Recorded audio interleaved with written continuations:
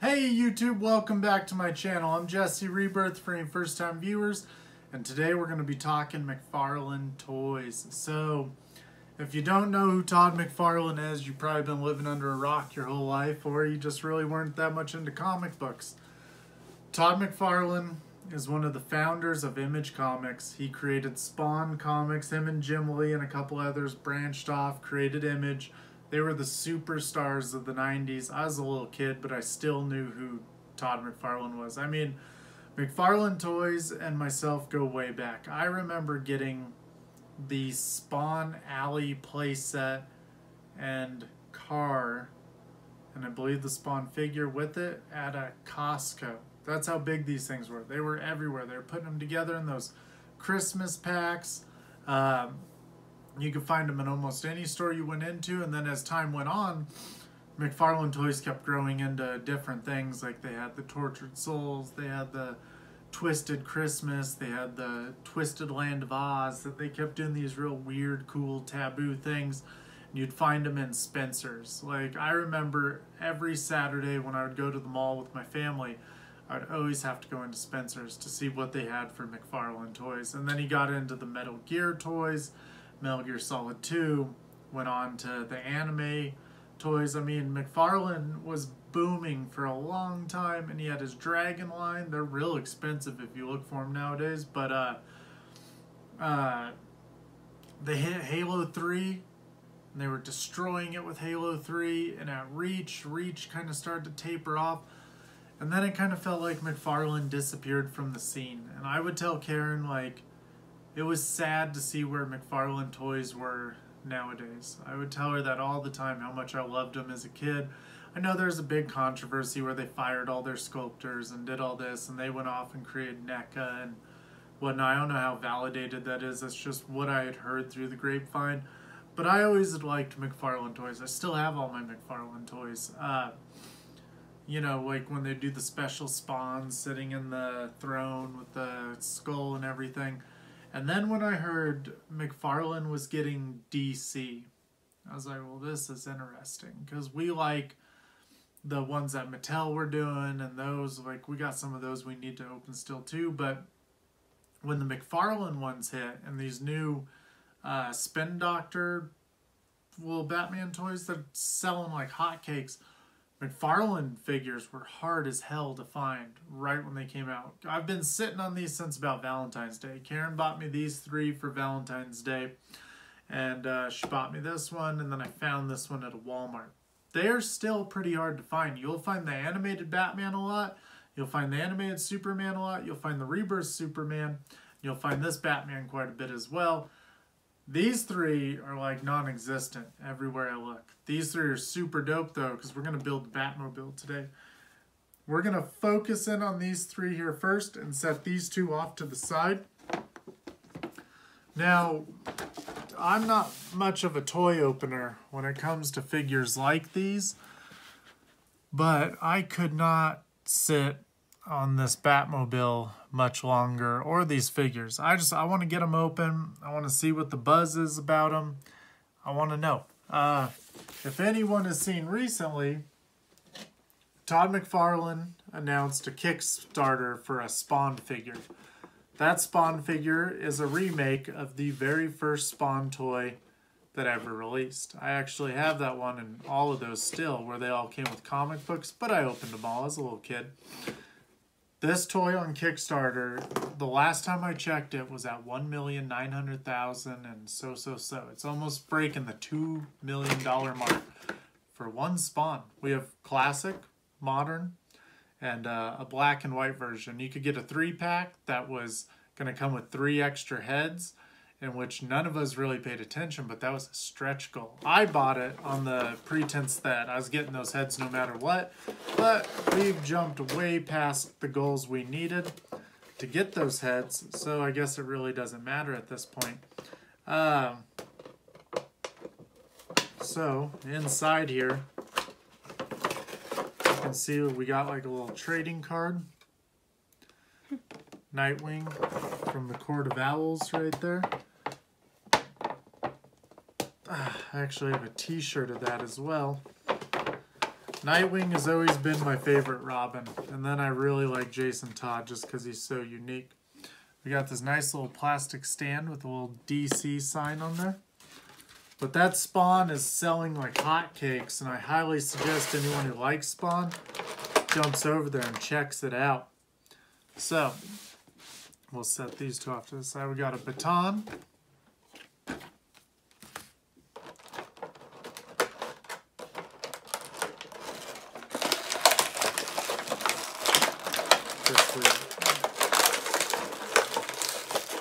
Oh crap, we are tied into the back here.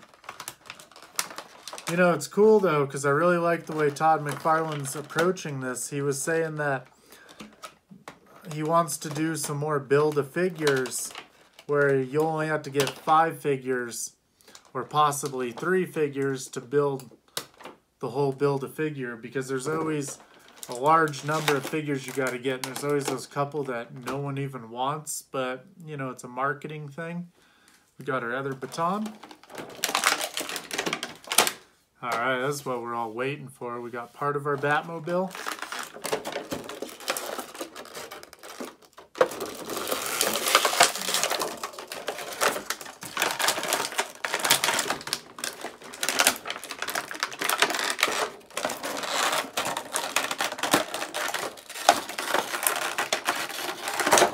Jeez, that toy was hard to get out of there.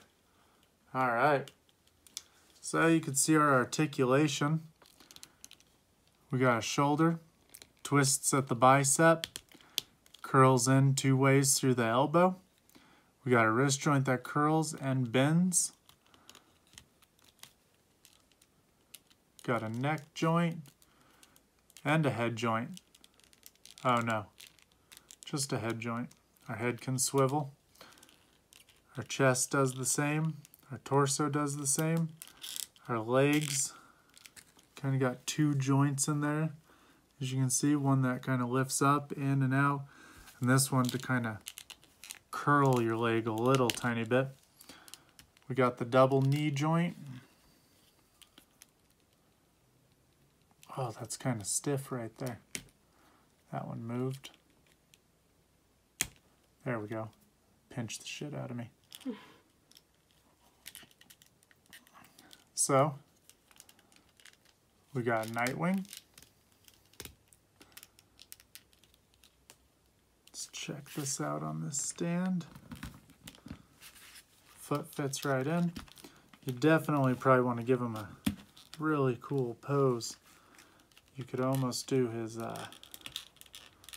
one from the card.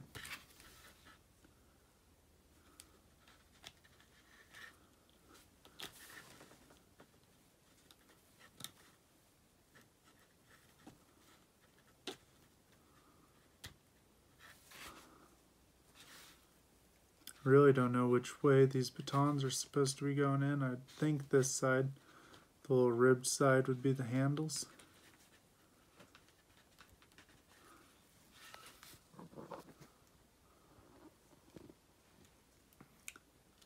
He's got some dainty little fingers here.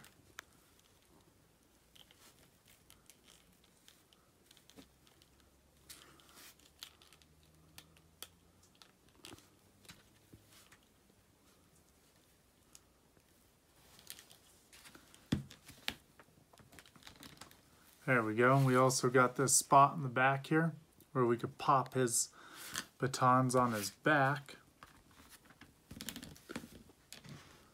And that's our Nightwing.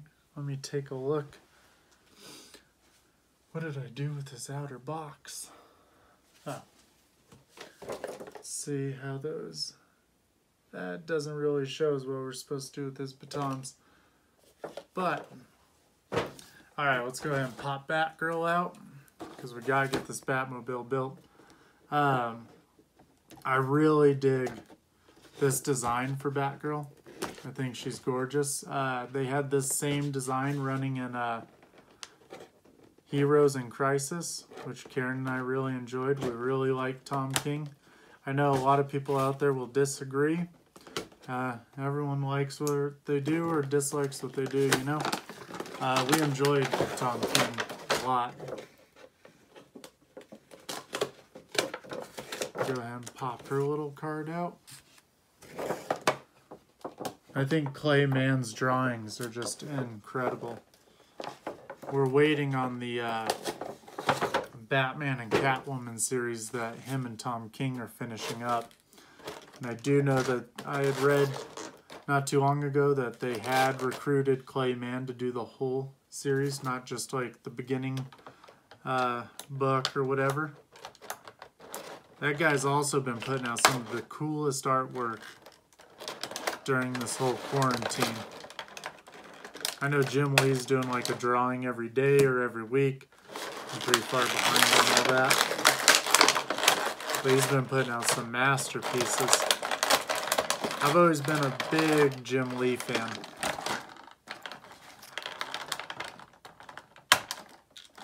I could tell you something negative I always hear about each of these things, but I tend to be more positive than negative, to be honest.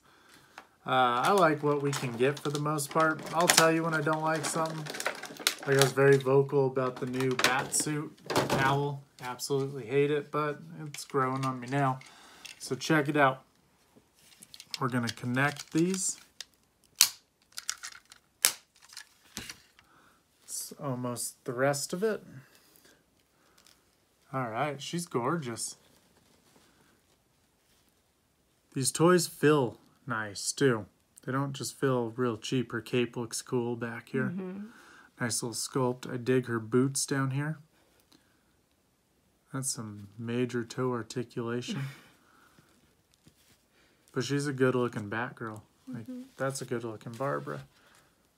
We got a little battering.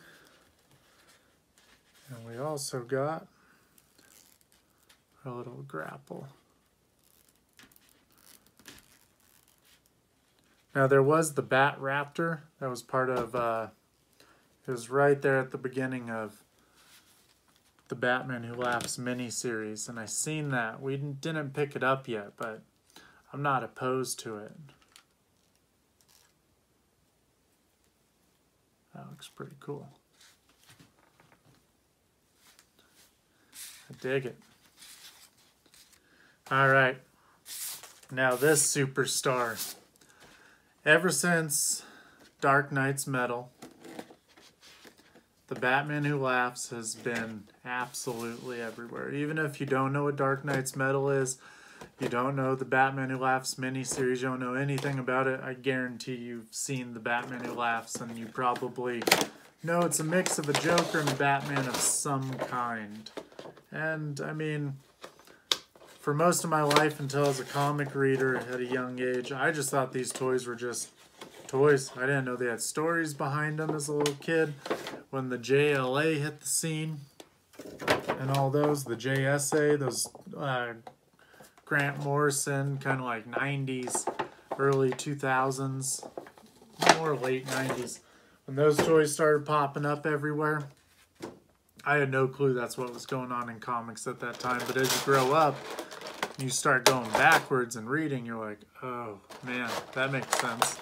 Well, that's why I have the toys I have. Just like all the Elseworlds Batmans that were coming out back in the day, I believe they were under Legends of the Dark Knight. Those toys were sweet too. I find myself nowadays really longing for those 90s like figures. I really miss toy stores in the 90s.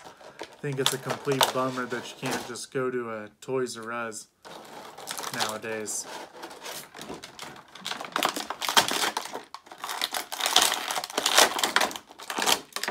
He jabbed me with his little face spikes. So his little visor made of nth metal. This figure's actually really cool too. He's a good looking toy. Let's go ahead. You can see we got our little scythe or sickle, whatever you'd like to say. A little knife right here that comes with him. You can see him all gangly, very metal. These are actually pretty pokey. I'm digging this little bit of wind sway we got right here. Very skinny, gangly, very Batman Who Laughs.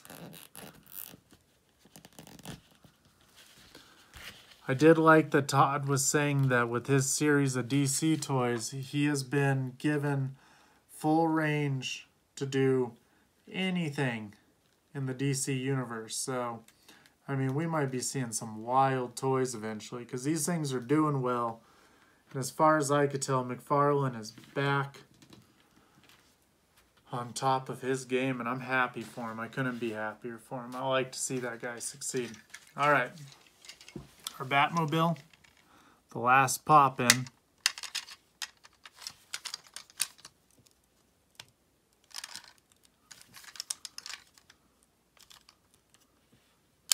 There we go. Oh, both are in. How cool. Now that's a decent size. Like I thought this little Batmobile, I thought it was going to be tiny. Like a Hot Wheel size, but that is dope. That's straight out of the comics, you know? How cool is that? And that's our 3-figure set for that Batmobile.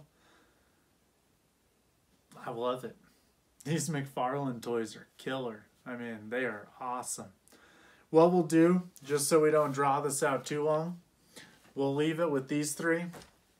We'll pop open these 2. Maybe we'll pick up a Superman or something, or maybe the animated Batman and run with those, but we'll do that coming here very shortly.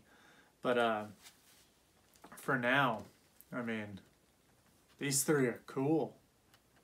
They're $19.99. I believe these ones were 27, 24, 27. They're a little more expensive, but they did come with pieces here. It's like Todd was saying, he wants to give you as much plastic as he can for 20 bucks. And that's kind of where this Hellbat came into play. If you see this Hellbat, he's got big wings. He opens up real big. He's massive. He stands taller than each of these 3 figures. This Batman, you know, slightly a little smaller. But I like Todd McFarlane's business model. I like the dude. I want to see him succeed. I'll be picking up his DC figures because I dig them. I won't be going crazy and getting each of them. Harley's pretty hard to find around our stores nowadays, and the Green Lantern pops up every once in a while. But I don't know. We'll just see where this road takes us. But as you can see, these 3, this set, this is cool. Any of these Build-A-Figure sets, he's going to do these, I'm in. Because this Batmobile is sweet. That's probably possibly the coolest Batmobile little toy we own. We own quite a few of them. But let me know what you think about the McFarlane toys. Let me know if you're in the bag for McFarlane, what you want to do. If you think that maybe Mattel, or I think Mattel was the last one with the license, or it was, I can't even remember. It's been a little while now, but they were doing the Build-A-Figures. We have a whole set where we could build Killer Croc, I believe. We'll have to pull those out now that we're all kind of shut down, waiting for everything to open back up and stuff. We'll have to pull those out, open them, because as much as we buy like these statues and the Hot Toys and everything, this is where I started, was back with toys a long time ago. As I was telling you, McFarlane toys were huge for me growing up. All the Batman toys. Got really into like Halo toys there. I was chasing all the Star Wars figures, the little ones, and then I ended up selling them all. But it's sad nowadays where you don't even care about Star Wars toys. Like, that's not been the case for, 30 years, but Disney's doing something with that, and it's not going well, besides the Mandalorian and stuff. But I really think that, these normal toys are awesome. As a collector, these figures are killer. They're great value. They're great sculpts. They're basically, they're another option out there for the DC toy line, and we want all the options we can get. Let me know what you think of these 3. Let me know if you picked them up, if you plan on picking them up, or anything like that. But as always, till next time, guys, keep buying toys.